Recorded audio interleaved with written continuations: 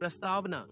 अज्ञानता का अंधकार मनुष्य के जीवन को ऐसे निगलता है जैसे गहनतम रात के प्रकाश को। इस अंधकार से मुक्ति ही आत्मबोध है और इस मुक्ति की ज्योति स्वयं तथागत गौतम बुद्ध ने संसार को दी। प्रस्तुत कथा बुद्ध के जीवन से प्रेरित एक ऐसे व्यक्ति की यात्रा है जो अज्ञानता के अंधकार में डूबा हुआ था, पर बुद्ध के उपदेशों से वह सत्य के प्रकाश तक पहुंचता है। अध्याय 1। काशी का व्यापारी। अंधकार की शुरुआत। 1500 शब्द। बहुत समय पहले काशी नगरी में एक धनी व्यापारी रहता था। नाम था सेठ विशाख। धन, वैभव और नाम के कारण वह अहंकारी हो गया था। वह अपने नौकरों से कठोर व्यवहार करता, गरीबों का मजाक उड़ाता और ज्ञानियों को मूर्ख समझता। विशाख को लगता था कि संसार का सार केवल धन है और जो निर्धन हैं वे अपने पूर्व जन्म के पापों के कारण हैं। उसका पुत्र अरुण विपरीत स्वभाव का था, सरल, दयालु और सत्य की खोज में रुचि रखने वाला। विशाख को अरुण की यह बातें मूर्खतापूर्ण लगती। वह अक्सर कहता, पुत्र, यह संत, साधु और बुद्ध क्या ज्ञान देंगे? वे तो भूखे मरते हैं और तू उनसे सत्य खोजता है।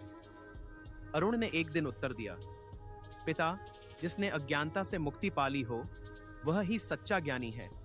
मैं ऐसे ही किसी को खोज रहा हूं। विशाख हंस पड़ा।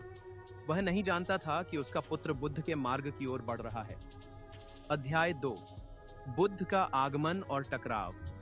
एक दिन काशी में सूचना फैली कि तथागत गौतम बुद्ध अपने शिष्यों के साथ नगर में पधारे हैं और वन में प्रवचन दे रहे हैं। अरुण आनंदित हो गया और पिता से आज्ञा मांगी कि वह बुद्ध से मिलने जाए। विशाख ने मना किया, तू किसी जादूगर के झांसे में न आए, वे तेरे जैसे युवकों को बहका देते हैं। लेकिन अरुण ने चुपचाप वन की ओर प्रस्थान किया। वन में जब वह बुद्ध के पास पहुंचा तब वहां सैकड़ों लोग मौन होकर उपदेश सुन रहे थे। बुद्ध कह रहे थे, मनुष्य का सबसे बड़ा शत्रु उसकी अज्ञानता है। जब तक वह अपने भीतर के अंधकार को नहीं देखता तब तक वह मुक्त नहीं हो सकता। अरुण मंत्रमुग्ध हो गया।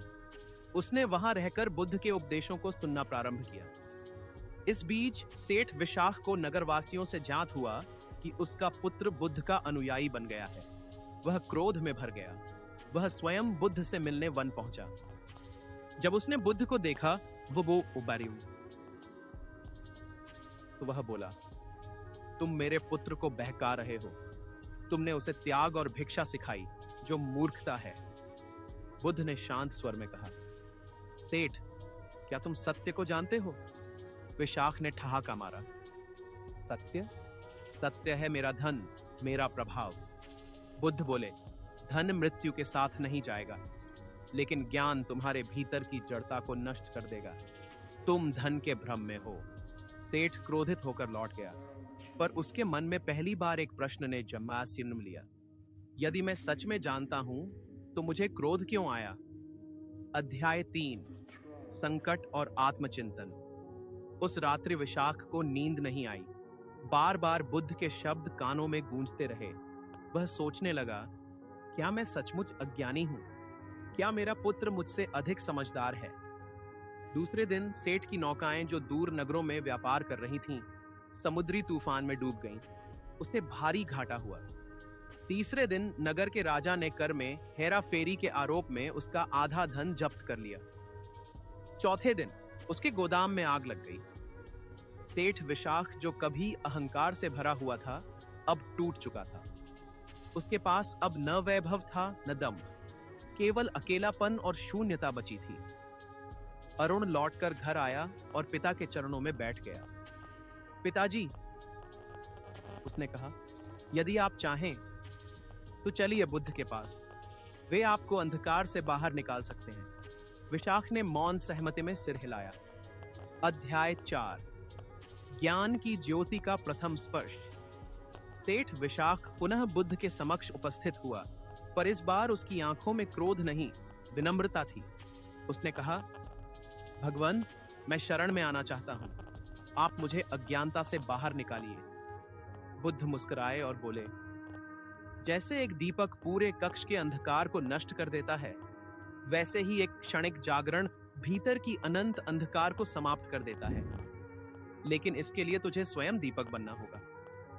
विशाख ने दीक्षा ली और विनयपूर्वक बुद्ध से प्रश्न किए, अज्ञानता क्या है? क्या यह केवल ज्ञान की कमी है? क्या सभी मनुष्य इससे ग्रसित हैं? बुद्ध ने उत्तर दिया, अज्ञानता का अर्थ है यह न जानना कि मैं कौन हूं, इस जीवन का उद्देश्य क्या है और कर्म, परिणाम और पुनर्जन्म कैसे कार्य करते हैं। हाँ, नहीं है। जब तक व्यक्ति स्वयं को केवल शरीर, नाम और धन मानता है, वह अज्ञानी है। विशाख ने यह सुनते ही जैसे कोई भीतरी जंजीर टूटती महसूस की। अध्याय 5, परीक्षा और परिवर्तन। सेठ विशाख ने दीक्षा लेने के बाद सब कुछ त्याग दिया। अब वह भिक्षु विशाख था। वह बुद्ध के संग नगर नगर गया, लोगों को अज्ञानता से बचाने का प्रयास किया। लेकिन उसकी परीक्षा तब हुई जब एक दिन एक व्यापारी ने उसका उपहास करते हुए कहा, अरे सेठ, जो कभी हाथी पर चलता था, आज कटोरा लेकर भीख मांगता है। विशाख का चेहरा शांत था। उसने कहा, हाथी की सवारी ने मुझे गर्व दिया, कटोरे ने मुझे नम्रता दी, हाथी ने मुझे अज्ञान की ऊंचाई पर पहुंचाया और भिक्षा ने मुझे ज्ञान की गहराई दी। सुनकर वहां खड़े लोग स्तब्ध रह गए। उसी दिन कई लोग बुद्ध की शरण में आए। अध्याय 6, अज्ञानता से मुक्ति का प्रकाश। एक दिन बुद्ध ने सब शिष्यों को एक गुफा में बुलाया, जहां अंधकार व्याप्त था। उन्होंने कहा, इस गुफा में प्रवेश करो और जो कुछ देखो बताओ। सभी भीतर गए, पर कुछ न दिखाई दिया। बुद्ध ने एक दीपक जलाया। तुरंत दीवारें, चित्र, मूर्तियां दिखाई देने लगीं। बुद्ध बोले, इस गुफा की भांति ही तुम्हारा मन है। जब तक अज्ञानता का अंधकार है, सब कुछ अस्तित्व में होते हुए भी अदृश्य है। लेकिन जब ज्ञान का दीपक जलता है, तो सब स्पष्ट हो जाता है। विशाख की आंखों से आंसू बह निकले। वह अब पूरी तरह परिवर्तित हो चुका था। उसे अब कोई मोह नहीं था, न धन का, न अहंकार का, न नाम का। अध्याय 7, उपदेश और विराम। 1500 शब्द। विशाख अब स्वयं एक श्रेष्ठ उपदेशक बन चुका था। उसने अनेकों नगरों में यात्रा की, बुद्ध की शिक्षाएं दी और हजारों लोगों को अज्ञानता के अंधकार से मुक्त किया। बुद्ध ने एक दिन उसे बुलाया और कहा, विशाख, अब तुम अंधकार को पहचान चुके हो और प्रकाश को भी। अब समय है कि तुम दूसरों के लिए दीपक बनो। विशाख ने हाथ जोड़कर कहा, भगवान, आपकी कृपा से ही यह हुआ। मैं सदा सत्य के दीपक को जलाए रखने का प्रयास करूंगा। और उसी दिन से वह दीपक भिक्षु कहलाया। यह कथा केवल सेठ विशाख की नहीं है, बल्कि हम सभी की है। हम सब कभी न कभी अज्ञानता के अंधकार में रहते हैं, जब हम अपने स्वार्थ में डूबे रहते हैं, जब हमें लगता है कि संसार केवल भौतिक वस्तुओं का नाम है। गौतम बुद्ध का संदेश है, अप्पदीपो भव, स्वयं दीपक बनो। जब हम अपने भीतर के अंधकार को पहचानते हैं, तभी हम उसे मिटा सकते हैं। सेठ विशाख की भांति हम सबके भीतर भी परिवर्तन की संभावना है। अज्ञानता का अंधकार भले ही गहरा हो, पर ज्ञान की एक किरण भी उसे समाप्त करने के लिए पर्याप्त है।